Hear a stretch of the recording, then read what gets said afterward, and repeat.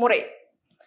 அடுத்தது 4வது மெத்தட் பார்த்தீங்கன்னா மல்டி லெவல் மார்க்கெட்டிங் அப்படின்னு சொல்லுவாங்க. அதாவது இது இன்றைய நவீன ஒரு வளர்ச்சி அப்படின்னு சொல்லலாம். உற்பத்தியாளர் நேரடியா நுகர்வோரை பொருளை வாங்கி பயனடைய செய்யுமாறு அந்த அனுபவத்தை கொடுப்பார். அப்ப அந்த நுகர்வோர் பொருளை வாங்கிட்டு பயன்படுத்திட்டு நல்லா இருக்குது, தரமா இருக்கு அப்படின்னு நினைச்சா அவருடைய ஃப்ரெண்ட்ஸ் சர்க்கிளுக்கு அதை அறிமுகப்படுத்தி வைப்பார்.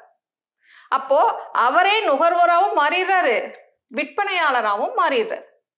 இப்ப அவருடைய ஃப்ரெண்ட்ஸ் எல்லாம் அதை வாங்கி பயன்படுத்திட்டு அது நல்லா இருக்குது, தரமா இருக்குது அப்படின்னு அவங்களுடைய ஃப்ரெண்ட்ஸுக்குலாம் அதை அறிமுகப்படுத்தும் பொழுது அவங்க ஒவ்வொருத்தரும் நுகர்வோராகவும் மாறிடுவாங்க, விற்பனையாளராகவும் மாறிடுவாங்க. இந்த மாதிரி அதை அப்படியே பல்கி பெருகிட்டே போகும். இதுதான் மல்டி லெவல் மார்க்கெட்டிங் அப்படின்னு சொல்றோம். அப்ப அந்த பொருளை பயன்படுத்தக்கூடிய ஒவ்வொரு நுகர்வோருமே விற்பனையாளரா மாறிடுறாங்க. இது இப்ப சமீபத்துல ரொம்ப பாப்புலரா இருக்கக்கூடிய ஒரு மெத்தட். நீ இந்த சார்ட்டை பார்த்தீங்கன்னா தெரியுமா, முதல்ல ஒரு நபர் இருக்காரு, அவர் ஒரு 2 பேருக்கு அதை அறிமுகப்படுத்துறாரு. அப்புறம் அவங்க ஒவ்வொருத்தரும் 2 பேரை அறிமுகப்படுத்துறாங்க.